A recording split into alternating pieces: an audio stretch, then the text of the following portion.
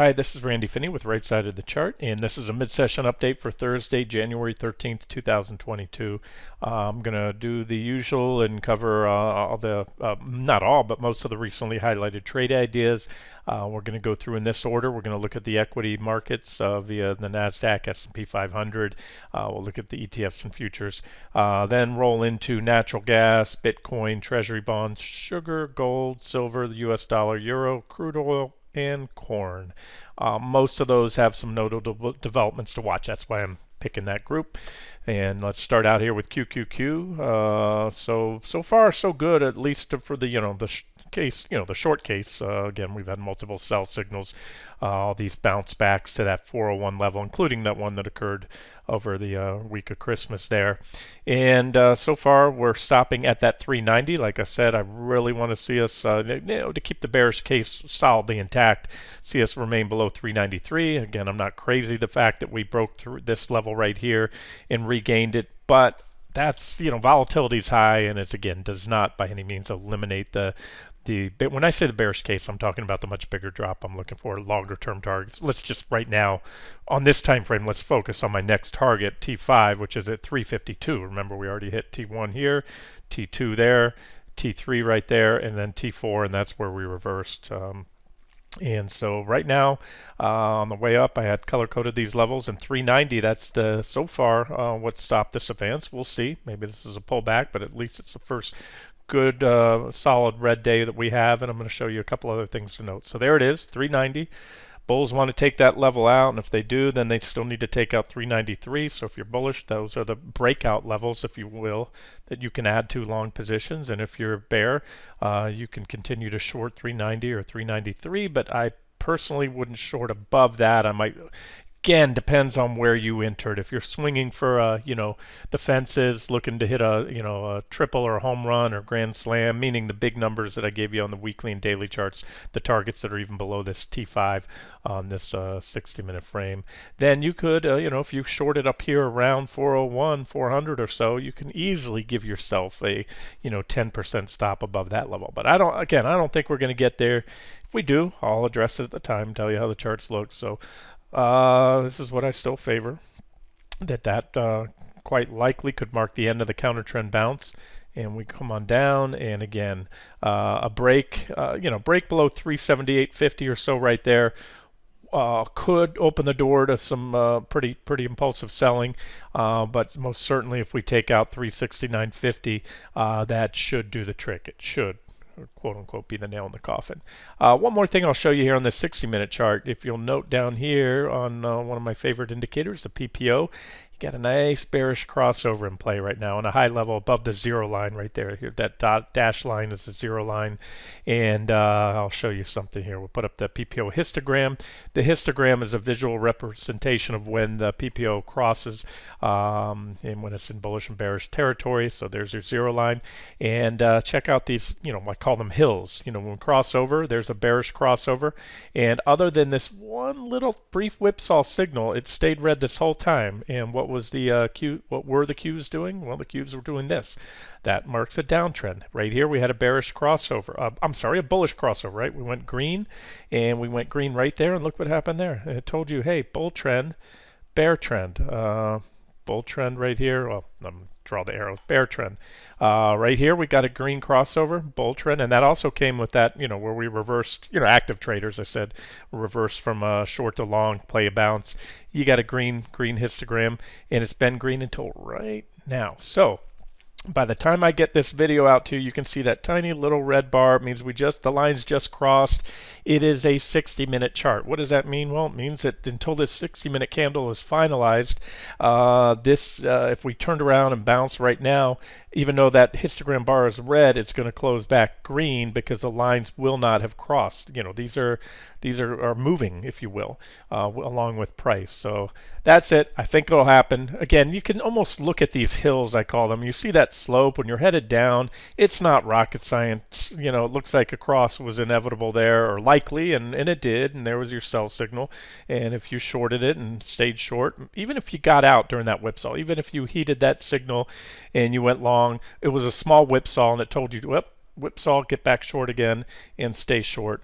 Again, pretty good stuff, right? So that's that. I wanted to point that out to you guys. And so that should be, if we get a nice, another trend, even if it's relatively shorter lived, like this one here, it still should take us down quite a bit. It should be good for at least an active trader to maybe increase or add to some shorts. Or if you were long, let's say you did, which I wish I did. I did go long there in reverse, but I got out too quick and went back in short and rode out here.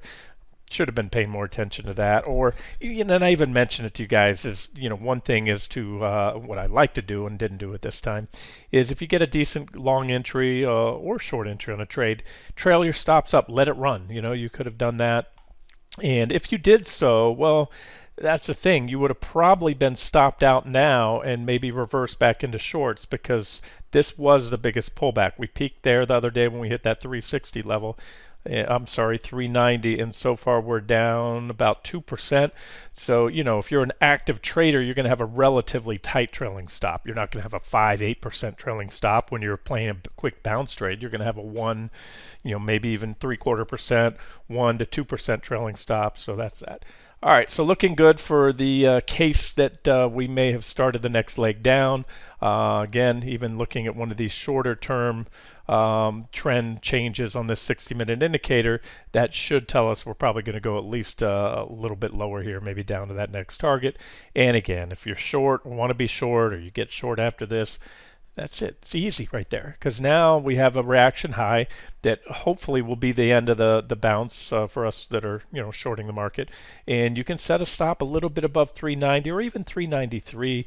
It again depends where you took it. Number one, where your average cost is and what your target is. If you only want to swing down and have a retest, you think we're going to retest that recent low and then run up here, then you want a little bit tighter stop, because you're only shorting. You're only going about a 4, 5, 6% pullback, again, depending on where you got in. All right, next up, we'll look at SPY real quick. And you can see here, as my annotations are about to load, sometimes they delay when I record a video, there's our bearish PPO crossover, almost, not yet. But there's that green hill, just like it was here, and just like it was here, and just like it was there. Now, what happened each and every time they crossed? This one crossed here, and had you shorted, you could have rode that down. You got another crossover right here, so it gave you that. You got a crossover right there. That gave you a much bigger drop. Again, one little whipsaw. And so now we're looking at a potential crossover likely to come. Sometimes, once in a while, the lines will bounce, but more often than not, again, you can just look at that slope and say you're going to get the crossover. But I wanted to cover the S&P 500 because it is more of the market, if you will, a more diversified representation of the entire stock market. So we want to get that check mark there. These are just simple check marks we're looking for. There's my lines. I had to hit the escape key right on the button. That was that level I colored up yellow, 473.02, and we got checked by it, or the S&P got checked by that level a couple times. 1, 2, couldn't make it through there. And now the sellers are taking over. Once it, I look at these like little battlegrounds, if you will. The bigger picture is the war. Right now, the war is being won by the bulls, meaning we're in a primary bull market, strong uptrend. But these are little battles, and if you win enough battles, you ultimately win the war. Right now, today, as of, if you want to play that little game of what I call microanalysis, the bears won this little battle. See that battle right there? Ran up. Bulls had multiple opportunities to break 473. It was big resistance, at least in my opinion. This was called yellow. And we had this trading range where they fought it out, duked it out. And as of now, again, assuming I get this video out to you and we don't have a little whipsaw there, I don't think we will. That means the bears won and they're going to take this down. And a quick look at the futures. This is NQ, NASDAQ 100 futures. We're looking at a 60-minute chart. And so far, that 1600, I have it exactly at 1604, but we'll round off, call it 1600 level. That capped this advance. So again, we had a divergent low, as highlighted at the time, which was one of the reasons for going long right there when that level was hit. It was also a target on the my 120-minute chart for the NQs. Reversed to the button. And probably it. Those divergences have played out. But if they don't play out for a move up to the new highs, just like the last divergent low didn't, remember, this to me was a change of character. Every time you get these 60-minute divergences in a bull trend, it's usually the catalyst for the rally up to new highs. And so far, they failed to take out or even match that high set back in mid-November. And if this is all we get out of this, then it's showing you gradually we're seeing a change of character in the market, meaning, I speak metaphorically of bulls, bears. I'm talking just supply demand forces in the market. If you have more sellers than buyers, then that's, quote unquote, the bears win or the bears are taking over. It's just bearish, period, is what it is. And it's bullish if you have more buyers than sellers at any point in time, because that's what drives prices up. So there it is. Those are levels to watch. And again, pretty big level right there. I thought that would have done the trick, and again we recovered it, but it's not the end of the world. I've seen whipsaws go both ways. Let's watch that level again, 15,536, and then even better if and when that recent low gets taken out right there. One more, and then we'll move on to the other stuff, and that would be ES, the S&P 500 E-mini futures, and I had a yellow line at 47.40. Check to the button. So that was big resistance in my opinion, a very important level, major reaction high there, breakout to all-time highs. Bulls, held that for a little while, but then it failed, and it failed with conviction. That tells me that's an important level, and this is simply a back test. So if you missed that shorting up, then you were given another opportunity here on the back test of the breakdown level at 47.40. Again, today could just be a one-day pullback after a strong rally in the last few days. And if so, have your stops right there and then let it run. So I want to see ES take out the trend line, and again, horizontal support below and that reaction low. Each of those will be a check mark in themselves. And so the more check marks you have, that just doesn't guarantee anything, but it certainly shifts the odds in your favor. Let's say if you're shorting the market, that you're going to be able to hit those additional targets. And again, the last of the check marks here, at least in the very near term, that is on the 60-minute chart, would be a solid break below those lows. I'd like to see it happen without any divergences in place, and if there are divergences, just see those divergences get burned through. All right, let's move on now. I got a lot to cover. I told you I'll do nat gas next, and I gave you two charts yesterday of the futures, and this one here was the February contract, and that hit that or had resistance right there at 4,882. Boom. So had a nice run yesterday, and I think I made it pretty clear. It made sense to take your profits and run, especially after a very quick move like that. And we pull back and hit support. So I think we'll step in and bounce here. Remember, we are coming off a nice divergent low. Lines aren't here, but there it is. You can see, I had it on the other March contract. Bullish divergent. Oh, no, up to this point right here. I'm sorry, there's your divergent low. And broke out. Now, here's the other contract. I showed you the March contract, which we'll soon roll to. And that was it. We took out the yellow line, resistance, after the divergent low, rallied up, and there's a reaction right here. So that is pretty much resistance as well, and that's where that one stopped. That would have been the uppermost target. And I think, yeah, I did yesterday. I believe I gave you a downtrend line as well, and I don't know where that went. Maybe that was on... That might have been on UNG. But either way, that's where we're at. But I wanted to say this. We've pulled back to support. So I don't think we're going to go all the way back down to the yellow line. If we do, that's an objective reentry. Remember, I gave you a trend line here as well. But we could bounce right here. This was a powerful breakout yesterday. So I'd say it's a reentry point anywhere from where we are now down to, but not below the uptrend line on the 60-minute chart. And on the March contracts at 3,928 level. And again, your February contracts are going to have a little bit different levels, but you can replicate the trend line. Uptrend line is going to be similar, and you have support there all the way down to about 421 and change. If you plan to hold it for a while, and you might want to just go with the March contracts now. I think the liquidity is decent enough, and then you won't have to roll this one shortly. Otherwise, if you're doing a quick trade, you want to bounce off there, you can trade the February. There's still, I believe, enough volume in those. And then UNG is an ETF. And yeah, there's leverage ETFs, guys. BOIL and COLD, KOLD. BOIL is the 3-time or 2-time, 2 or 3-time. But There's enough juice in natural gas. You really don't need the leverage. And if you're going to swing trade, the leverage is going to work against you. If you actively trade, it actually can work in your favor, and you can outperform the 200 or 300%. But there's UNG. That was a 60-minute chart. Here's a daily chart. That's where we were yesterday. Remember at that 1587 level, and I told you that's probably going to end of the run, at least for the near term. Probably get a pullback from there, and so it gave you a good opportunity to exit and/or reverse short. We've pulled back. There's a gap there, but again, you want to use this chart along with the futures chart. So I think we'll bounce anywhere from where we are, today's lows down to the bottom of that gap right there would be roughly comparable with those levels I just gave you on the futures.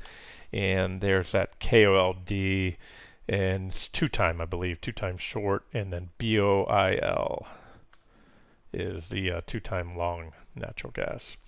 Alrighty, next up, Bitcoin and Ethereum. Not much to update really, and just covering these because I've been highlighting them recently. No big developments today. Let me queue up the futures here. That is BRR. A little weakness today. You can see here on this 2-hour period chart, and you'll see it also on the 60-minute chart. You have a bearish PPO crossover. Nothing goes straight up. We've had double-digit run the last few days. And so I think it's still looking good for now. It doesn't guarantee it, but I don't see anything in the charts that indicate anything more than just maybe another pullback before the next leg up to that 645 target there. Probably should cover Ethereum as well. So some here, ETHE is the one. You can use ETCG, but this is the one I picked this time around. Again, pulling back. You have support here, that 2661 level, and we came close enough to it. If we come down to it, you can make a case to add on or re-entry. If you took profits yesterday, as I said, it's been a 26% run off the recent lows. If you caught any or all of that and you took profits, that's where you might want to recycle back in. Next target zones up here, the confluence of the price resistance and the downtrend line.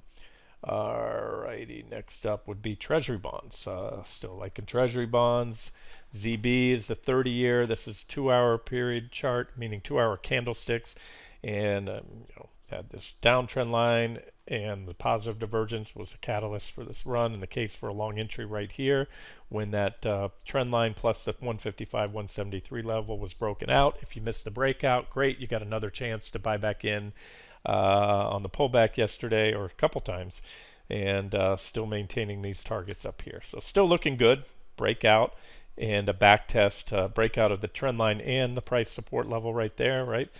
Back test one, a couple more back tests, and so if we can pop that recent previous high, it should take us up to that next target there at 157.096 and then 158.012. Or you can trade ZN, the 10-year bond, and the IEF is the ETF for that, IEF for the 10-year. TLT is the one for the 30-year. And looks similar. I don't have all the micro levels marked, but maybe we could swing up there, that 132.025 level. And again, this will move to get up to that target, or even this second potential target will most likely correlate with a good sized drop in the market, that next leg down, which should be more impulsive than the last one, if I am correct. And if so, you should see the institutions flock into treasuries for safety. And sugar, just a quick update for those in it. Yesterday I told you, we had a buy signal here recently, as highlighted, with that pullback to that 20-ish level on the RSI and the bullish PPO cross level, low level bullish PPO crossover. So there was our buy. And then yesterday I pointed out that we hit that resistance level and we'd probably get a pullback. So there it is. So if you took the quick buck, as suggested, if you're an active trader, you could recycle back in because we don't have the sell signal yet, at least a high probability, what I call a high probability sell signal. That's a run up to the 86.275 level on the RSI and or a high level bearish PPO crossover. Those are usually the time to get short signals. At this point in time, I'd just stay clear. I think if you caught that, stand aside, wait for the next clear entry down here with these indicators or the next sell signal up there. That's my preference, so I'm staying out of sugar for now. Quick hit and run trade. Next up, the metals. Gold. We'll start out with gold. If I can find it here for you. There it is. Here's the levels I'm watching on gold. This is a 6-month chart with 2-hour candles. I added an uptrend line here, which doesn't have to, but will likely contain this pullback. And you have also a downtrend line here I added. You have nice three distinct reactions. So if gold can hold this trend line, rally from here, and then pop the downtrend line, it should take us up to my next target there at 1840. If it breaks the trend line, we could come back here, still have decent support, runs from about 1792 to a little bit below there, about 1782. That's a support zone where you could add to it. I'm going to get to the dollar and the euro in a second, which could, based on what I'm seeing there, we could see this. But again, I'm not interested in gaming a pullback right now. I'm sitting tight with my precious metals. I like where they're at right now, and they're kind of swing/trend positions for me. They'll become much more trend or longer term positions if and when we break out of the recent highs. But I just wanted to say, near term, it's choppy. I'll just give you my thoughts where I think we're going. That's what I do. It gets hard to call these micro squiggles, but that's it. I'm kind of favoring this and a move up here. Show you what's giving me a little bit of pause on that, so I'm not going to trade it aggressively. But SI silver also has that nice clean up trend line like that, and a similar trend line. This is more of a flat line here because you had a divergent high, double top right there. So silver is at trend line support. If it breaks that trend line, you have support here that you could step in and buy it, 22,619. And I think that would be about the extent of a correction. And bulls want to see a pop above that recent, those two reaction highs from here and here. And that should take us to my next target of 23,804 and potentially some of these longer term targets. All right, so what's relevant in the dollar and euro world? Well, euro has hit that 114.95 target I gave you back here. So remember, we had all the way back here a buy signal breakout with that bullish falling wedge, and it rallied. It's not that it didn't play out, but then it just moved sideways for a while here with this uptrend line. Actually, this is the defining level right here, and I told you it had to break here to give you a buy signal and break us out of that range, tight trading range, which it did, and we had an impulsive move up. Hit 114.67, had a little reaction, and now we hit that 114.195. That's my second target. I still think we're going to my third target. That's at 115.70. It's a question of, do we have a deeper pullback than we already have, maybe even a back test that level and do it, or do we consolidate a little and then punch through there? I could flip a coin on it. I wouldn't, you can do what you want. I'm not interested in gaming a short pullback, although I think it's a decent chance right now. I'm going to sit tight, and I'm not at this point in time. I'm not in the euro dollar. Sometimes I trade these as pure plays, but I usually incorporate them into my analysis because gold moves along, positively correlated with the euro, inversely correlated to the dollar.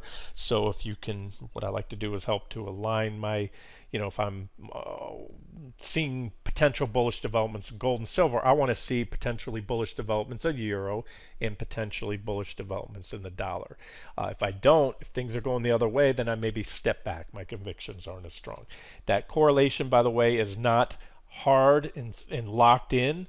There are times where the euro can pull back and gold can still rally. Keep that in mind, and that's why, like I said, my preference is to sit tight on the precious metals, even if we get a little pullback here in the euro. It's possible gold could hold up and silver could hold up as well.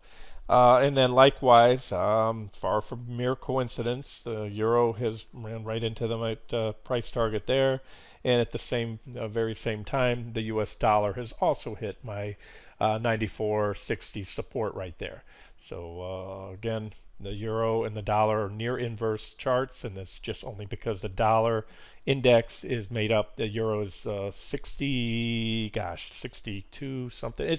It's about 2/3 of the dollar index is solely attributed to the euro. It's that heavy weighting, and then the yen at a distant second at like 23%. So basically that's what makes the euro almost an inverse of the dollar, and that's it. But here's the thing: so we broke this longer term trend line. That's bearish right there, and now we've hit my first target right there after the breakdown here of that 95.560 level in the trend line. And so it's a question of, do we bounce? And if we do, a back test of the trend line, maybe, possibly a back test of the breakdown level, but I don't think so. I'm leaning towards any bounce or reaction being minor and fleeting, and then taking us down to that next level there. So That's it. So, like I said, flip a coin whether we're going to bounce or consolidate here for a while, or just have a small consolidation and then continue lower. Crude oil, I'm still very much longer term bearish, but intermediate term, it's just holding up with the market. The stock market is still, despite the recent correction, especially in the tech stocks, the broad market is still within, what I say, spitting distance of the old or all-time highs. And as such, crude's holding up, rightfully so. If the market rolls over, crude will follow ultimately. When I say rollover, I'm talking a hard rollover. And we're coming up to a very big level there, 83.75. That's what checked crude on numerous occasions back here. And we're doing so with a nice, the divergence that I've highlighted just continues to build, negative divergence, just like you had back at that last high. You had negative divergence all the way up to that point there.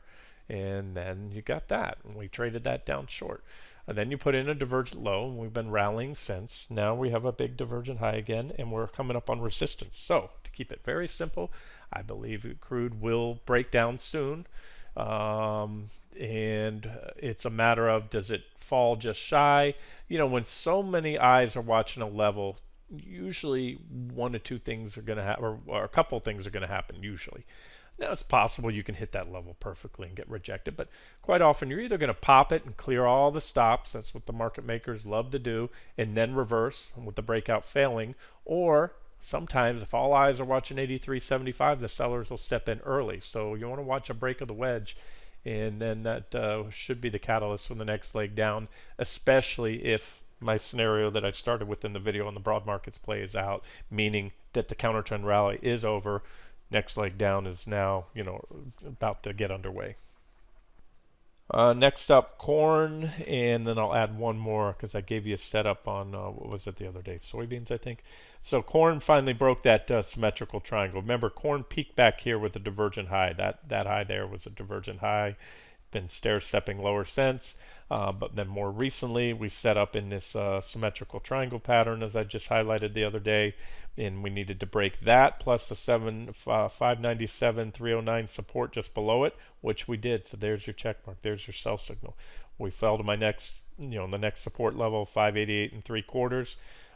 If and when that goes, that should take us down to 581, 568. Then 571.5, and quite likely before all said and done all the way down here to 553. If you don't trade futures, CORN is your ETN that tracks corn futures. And then that was it. I think I wanted to show you, I believe it was soybeans. Yeah, it was ZS. SOYB, by the way, is the ETN for this one. But if you're trading futures, ZS, Zebra, Sally is your symbol there. And there it is. You had the negative divergence, bearish rising wedge, breakdown, back test, couple of back tests. And as I said, we need to take out, and still do, 371, 307, the support right there. If that's taken out, that'll take us down to, really it's a zone from about 339 to a little below down there. Probably get a reaction there. And then ultimately take us down to my final target, which is about 1298, and or this intersecting uptrend line, whichever comes first.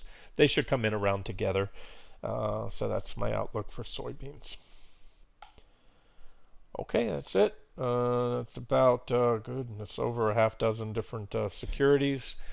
Spread out in all different asset classes: stocks, bonds, commodity, crypto. We hit about currencies. We hit about all the major asset classes there. So we'll wrap it up here. This has been Randy Finney with Right Side of the Chart. Have a great day.